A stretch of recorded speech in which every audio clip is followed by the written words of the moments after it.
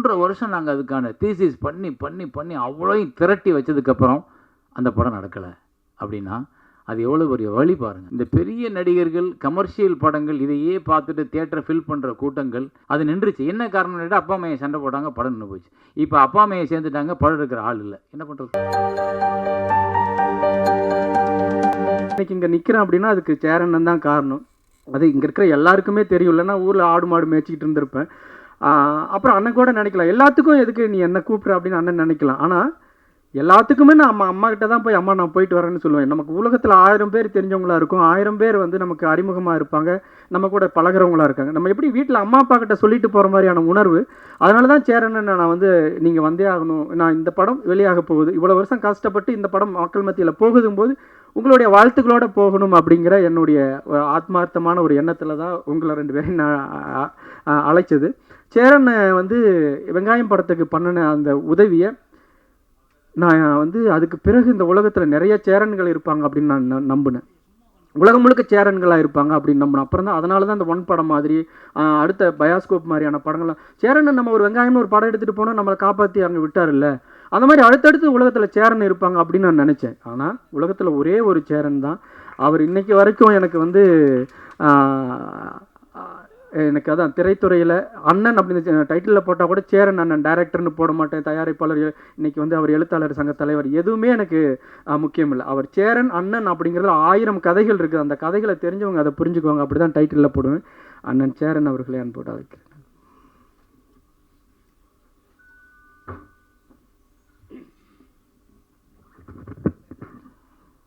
எல்லாருக்கும் வணக்கம். ராஜகுமார் அப்படி தான் கொஞ்சம் உணர்ச்சிப்பட்டு தான் பேசுவார். ஏன்னா அவருக்கான அந்த சூழல் அப்படி. அவர் எங்கேயோ ஒரு இடத்துல ஒரு படத்தை எடுத்துகிட்டு அந்த படத்துக்கு ஆட்கள் வரல, கூட்டம் இல்லை, படத்தை தூக்கிட்டாங்க. முதல் நாளே நிறைய இடத்துல தூக்கிட்டாங்க. 2வது நாள் சில இடங்கள் மட்டும் ஓடுது, அதுவும் இன்றைக்கி எடுத்துருவாங்கன்ற காலகட்டத்தில் எனக்கு திடீர்னு அந்த படத்தை பற்றின செய்தி ரோஹிணி மேடம் சொல்கிறாங்க, சார் இப்படி ஒரு படம் பார்த்து ரொம்ப நல்லா இருந்துச்சு, நீங்கள் அவசியம் பார்க்கணும் அப்படின்னு. அவங்க இவ்வளோ சொல்ல மாட்டாங்களே அப்படின்னு சொல்லி சரி போட சொல்லுங்கள் பார்ப்போம்னு கேஷுவலாக போய் இந்த தேவி ஸ்ரீதேவி தேட்டரில் பார்க்குற அந்த படத்தை பார்த்துட்டு கொஞ்சம் நேரம் ஒன்றுமே புரியல. இப்படி ஒரு பையன் ஒரு கேமராவை தூக்கிக்கிட்டு ஒரு கிராமத்துக்குள்ளே போய் இருக்கிற சின்ன பிள்ளை, ஆயா, பாட்டேன், பாட்டி, சித்தப்பா, பெரியப்பா எல்லாம் நடிக்க வச்சு, ஆனால் சொல்லியிருக்கிற கருத்து வந்து அவ்வளோ ஸ்ட்ராங்கான கருத்து. நம்ம மடமையை கொளுத்தக்கூடிய, நம்மளோட உணர்ச்சிகளை பயன்படுத்திக்கிட்டு வியாபாரம் பண்ணுறவங்களோட பொய்யை தோல்விச்சு காட்டுற ஒரு படம்.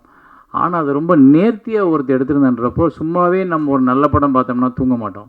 உடனே பதிவு போடுறது என்ன, அதை பற்றி பேசுகிறது என்ன, அதை கிடைக்கிற மேடையிலலாம் பேசுகிறது என்னன்னு சொல்லும் பொழுது இது எனக்கு ரொம்ப நெருக்கமான ஒரு படமாக என்னுடைய தாட்ஸாக இருந்தது. என்னுடைய கிராமத்து மக்களை நான் அதுக்குள்ளே பார்த்தேன். என்னோடய கிராமமும் என்னோடய மக்களும் உள்ளுக்குள்ளே இருக்கும்போது என்னால் அதை விட்டு விடுபட்டு வெளியே போக முடியாமல் சரி அந்த படத்தை என்ன பண்ணலாம் அப்படின்றப்ப நல்லா இருக்கே இது ஏன் ஓடலைன்னு கூப்பிட்டு பேசும்போது அவர் இப்படி சொல்லும்போது அதை அந்த நேரத்தில் என்னை யாரும் நிறைய பேர் தூக்கி சுமந்துருக்காங்கல்ல, அப்போ நான் எனக்கு கிடைக்கிற வாய்ப்பப்போ நான் ஒருத்தனை தூக்கி சுமக்கணும்ல, அதானே தர்மம். அந்த இடத்துல நான் சங்கை ராஜ்குமார் தூக்கிக்கிட்டேன் தோள் மேலே. அப்புறம் எல்லா இயக்குநர்களையும் கூப்பிட்டு அந்த படத்தை பாருங்கன்னு சொன்னோன்னே இப்போ சங்கை ராஜ்குமார் கூப்பிடும்போது யாருன்னு தெரியல, வர முடியல அப்படின்றப்போ இப்போ நான் கூப்பிட்டோன்னா அதுக்கு ஒரு அடையாளம் கிடைக்குது. எல்லா இயக்குநர்களும் வர்றாங்க. கிட்டத்தட்ட 52 பேர் இன்றைக்கி படம் பார்க்குறாங்க இயக்குநர்கள். அன்றைக்கி லோகேஷ் கனகராஜ் படம் பார்த்தது மாதிரி அன்றைக்கி போனேன் லோகேஷோட டிசி பார்க்கறதுக்கு. எல்லா இயக்குநரும் இங்கே இருந்தாங்க. எனக்கு இதே மாதிரி ஒரு காட்சி ஏற்கனவே அரங்கேறி இருக்கேன் வெங்காயத்தில், அப்படி தான் தோணுச்சு. அத்தனை இயக்குனர் இருந்தாங்க. அப்போ அந்த வெற்றி இருக்கும்போது நம்ம கூப்பிட்டா எல்லாமே நடக்கும். அதை அன்றைக்கி நான் பார்த்தேன். அதை இப்போவும் அது நடந்துச்சு, அன்றைக்கி அது நடந்துச்சு. அப்போ எல்லா டைரக்டரும் பார்த்துட்டு எல்லோரும் வெயிட் பண்ணி இந்த படத்துக்கு ஒரு படம் பார்த்தா சில டைரக்டர்லாம் சொல்லாமல் கொள்ளாமல் பின்வழியாக ஓடி போயிடுவோம் படம் நல்லா இல்லைன்னா. ஆனால் அத்தனை பேரும் நின்று அந்த திரைப்படத்தை வேல்யூ பண்ணி நின்று பேசினாங்க. அந்த 52 டைரக்டர்ஸ் பார்த்ததும் அதை பூரா கட் பண்ணி ஒவ்வொரு டைரக்டரோட கருத்துக்களையும் வீடியோவாக மாற்றி அவரோட படத்தை இடையில் இணைச்சி அதை கொண்டு போய் சன் டிவியில் போட்டு காட்டினேன்.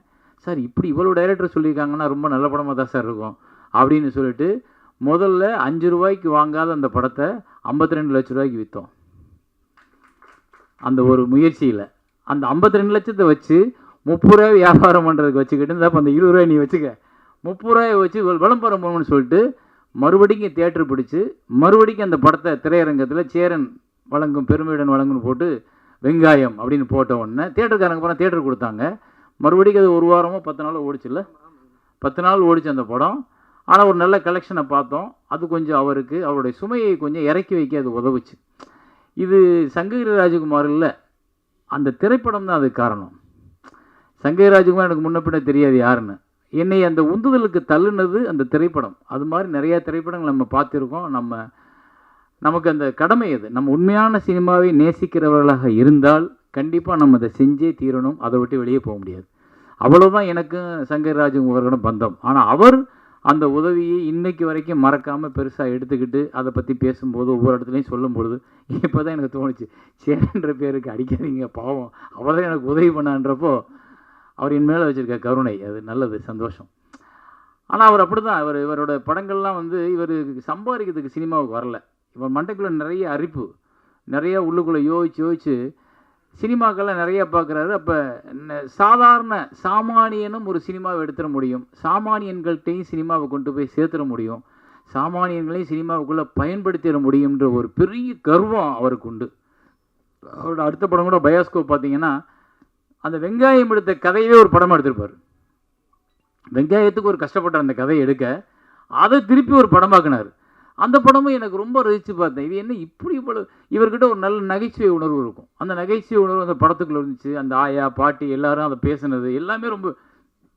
நம்ம ஊரில் என்ன ஒரே ஒரு பிரச்சனைனா, இந்த பெரிய நடிகர்கள் கமர்ஷியல் படங்கள் இதையே பார்த்துட்டு தியேட்டரை ஃபில் பண்ணுற கூட்டங்கள் இந்த மாதிரி படங்களை நழுவ விட்டுறாங்க. அப்புறம் எங்கேயோ ஒரு ஓடிடி பிளாட்ஃபார்ம், சார் அந்த அந்த படம் ரொம்ப நல்லா இருந்துச்சு சார், அந்த படம் ரொம்ப நல்ல படம் சார், நீங்கள் அதில் என்ன சார் பண்ணீங்க அப்படின்னு கேட்குற அளவுக்கு அந்த படம் இருக்குது. ஆனால் தியேட்டரில் அதுக்கான ரெஸ்பான்ஸ் குறைவாக இருக்குது. அதுக்கு காரணம் நம்ம தான் அந்த படத்தை முன்னிறுத்தணும். நம்மன்னா நீங்கள் தான் அந்த மாதிரியான திரைப்படங்களையும் முன்னாடி மக்கள்கிட்ட கொண்டு போய் நிப்பாட்டினா முதல் ஷோ, முதல் விமர்சனம், முதல் ரிவ்யூ உங்கள் மூலமாக தான் வெளியே போகுது. அப்போ அந்த மாதிரி படங்களுக்கு எப்படி இப்போ இந்த படமே சார் பார்த்தீங்கன்னா 1 அப்படின்றது இந்த படத்தில் இருக்க எல்லாமே ஒரே ஆள். இந்த புது முயற்சிக்காகவே நம்ம அதை பாராட்டணும். ஆனால் அந்த புது முயற்சியை சிறப்பாக செஞ்சுருக்கிற ராஜ்குமார். அந்த படத்தை பார்த்துட்டேன், ஒரு 2 வருஷம் 3 வருஷம் இருக்குன்னு நினைக்கிறேன்ல, முதல் வருஷன். அப்போ நான் பார்த்துட்டு அந்த படத்தை பார்க்கும்போது எனக்கு என்னப்பா நீயே இவ்வளவையும் தூக்கி சுமந்துருக்கியே, எப்படி இது முடிஞ்சிச்சா எப்படி? அப்போவே அவர் கொஞ்சம் நல்லா இருந்தது. ஆனால் அது இப்போ மறுபடியும் இன்னும் நிறைய மாற்றி ரீஷூட் பண்ண மாதிரி திருப்பி ரீஒர்க் பண்ணி சிஜியில் எல்லாம் எல்லாத்தையும் மாற்றி இப்போ இந்த அப்போ பார்க்கும்போது இல்லை, இப்போ இருக்குதெல்லாம். இதை தொங்குறது நீங்கள் தான், மேலே இருக்கிறது நீங்கள் தான். அந்த மாதிரி படத்தில் வந்தீங்கன்னா இப்போ நம்ம ராஜகுமாராக தெரிவார், ஆனால் வேறு ஆளாக தெரிவார். அதுக்கு எவ்வளோ மெனக்கடன் பாருங்க. ஒரே ஆள் நடித்து, ஒரே ஆள் இயக்கம் பண்ணி, ஒரே ஆள் ஒளிப்பதிவு பண்ணி, ஒரே ஆள் லைட்டு பார்த்து, ஒரே ஆள் எடிட் பண்ணி, ஒரே ஆள் சவுண்ட் ரெக்கார்ட் பண்ணி, இது எல்லாத்துக்கும் அவ்வளோ டைம் எடுக்கும். கிட்டத்தட்ட 3 வருஷம் 4 வருஷம்ன்றது உங்களுக்கு குறைவு. இன்னும் 10 வருஷம் கூட ஆகலாம் ஒரு சில படங்கள், அப்படிலாம் நடந்திருக்கு. ஸோ இந்த உழைப்பு உங்களை அடையாளப்படுத்தும். அப்புறம் இன்னொரு படம் இவர் ஒன்று பண்ணி வச்சுருக்காரு, இன்னும் ரிலீஸ் பண்ணலன்னு நினைக்கிறேன். அந்த காட்டுக்குள்ளே எடுத்த படம் என்ன படத்து பேர்? நெடும்பா. அதை நாங்கள் எங்கள் சீட்டு வச்சில் வாங்கி ரிலீஸ் பண்ணுறதுக்காக வாங்கினோம். அது ஒரு அற்புதமான படம். கண்ணீர் வந்துடும் கடைசியில். அது எல்லாரும் நடிச்சிருப்பாங்க. இவங்க அப்பா ஒரு தலை சிறந்த நடிகர். அவங்க அப்பாவை தான் எனக்கு வெங்காயத்தில் ரொம்ப பிடிச்சிச்சு. அந்த கூத்து பாட்டு பாடுறவராக இருப்பார். அந்த நடு ரோட்டில் மகளுக்காக பிச்சை எடுத்து ரோட்டில் நின்று பாடுவார். அந்த வேஷம் எக்ஸ்ட்ரானரி. அதே மாதிரி அவர் ஒவ்வொரு படத்துலையும் நடிக்கிறார். இப்போ கூட யாரோ ஒரு படத்தில் நடிக்க வச்சுருந்தாங்க, தண்டகாரண்யம். அதெல்லாம் பண்ணியிருந்தார். அவர் என்னன்னா அந்த நெடும்பாவில் ஒரு குழந்தை என்ன பண்ணோம், சிட்டிக்குள்ளே இருக்க குழந்தை தெரியாமல் வழி தவறி ஒரு வேனில் ஏறி ஒரு இடத்துல போய் இறங்கி ஒரு காட்டுக்குள்ளே போயிடும். அது பூரா காட்டு மனுஷங்க, அவங்களுக்கு இந்த பாஷையே தெரியாது. ஆனால் அந்த மனிதர்கள்ட்ட ஒரு குழந்தை மாட்டிக்கிறோம். அந்த குழந்தை மேலே ஒரு அன்பு வச்சுருவாங்க அந்த காட்டுவாசிகள். அவங்க என்ன பண்ணுவாங்க, ஒரு இடத்துல அந்த குழந்தைக்கு உடம்பு சரியில்லாமல் வந்தோன்னே இந்த பிள்ளையை காப்பாற்றுறதுக்கு அவங்களுக்கு தெரியாது. அந்த பிள்ளையை எப்படியாவது காப்பாற்றணும்ட்டு நகரத்தையே விரும்பாத காட்டுவாசி 4 பேர் 2 பேர் அந்த குழந்தையை தூக்கிக்கிட்டு நகரத்துக்குள்ளே வருவாங்க. பயங்கரமாக இருக்குது அந்த ஹாஸ்பிட்டலுக்குள்ளே போகிற சீனெல்லாம். அவ்வளோ கண் கலங்கிடும் மனிதர்களுக்கு. அப்படிப்பட்ட ஒரு படத்தையும் எடுத்து வச்சுருக்காரு. அதையும் இன்னும் ரிலீஸ் பண்ணலை. நான் ஒரு 5-12 வருஷத்துக்கு முன்னாடி படத்தை பார்த்துட்டேன். இவர் என்னன்னா எடுத்து வச்சுக்கிட்டே இருக்காரு. இவர் காசு யாருக்கு இருக்கா அவங்களுக்கு? ஏன்னா வெங்காயத்துக்கு வாங்கின கடனை இன்னும் அடைச்சி முடிக்கல. நீ அந்த ஆள் 2 பேரை கேட்ட நாங்கள் கூட 2 படம் எடுத்துருவோம். அப்படி அவ்வளோ நெடும்பா ரொம்ப நல்ல படம் சார். அந்த படத்தை பார்த்துருக்கீங்க. நான் அதுக்கப்புறம் கூட நிறைய அந்த காட்டுவாசி படம் வச்சு அப்போ நான் எனக்கு உடனே நெடும்பா தான் ஞாபகம் வந்துச்சு. ஆனால் அதில் இன்னும் இதை விட சிறப்பாக ராஜ்குமார் எடுத்திருப்பார்ல. எவ்வளோ பட்ஜெட்னு கேட்டால் அவர்கிட்ட கேட்டால், ஆனால் அது ஒரு 60 ஒரு 70 ரூபா வந்துச்சுண்ணே அப்படிம்பாரு. எது 60 ரூபாய்க்குள்ள படத்தை முடிச்சிட்டியா? என்னையா சொல்கிற?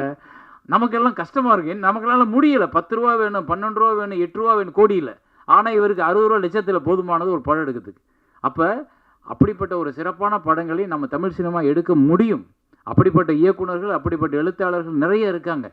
ஆனால் அவங்கள தவிர்த்துட்டு நம்ம எல்லாரும் 50 கோடி, 100 கோடி, 200 கோடி, 15 கோடி அதுக்கு மேலே தான் படம் இருக்கிறத நம்ம பார்க்குறோம், எழுதுகிறோம், ரசிக்கிறோம், கைத்தட்டுறோம். அதுதான் கல்லாப்பெட்டி நிரப்புது. ஆனால் நம்மளோட அடையாளங்களாக இன்னும் நிற்பது நல்ல திரைப்படங்களாக இருக்கக்கூடிய இயக்குனர்கள், எழுத்தாளர்கள் எழுதின அந்த திரைப்படங்கள் தான் உங்களுக்கு நல்ல பேர் சொல்கிற படங்களாக இருக்கக்கூடியது. அந்த பேர் சொல்கிற படங்களோட வரிசையில் தான் தம்பி ராஜ்குமாரோட படங்கள் கண்டிப்பாக இருக்குது. இன்றைக்கி அவர் சரியாக அங்கீகரிக்கப்படவில்லை என்றாலும் ஒரு 10-15 வருஷம் கழித்து அவருடைய புகழை இந்த சினிமா கொண்டாடும், கண்டிப்பாக கொண்டாடும்.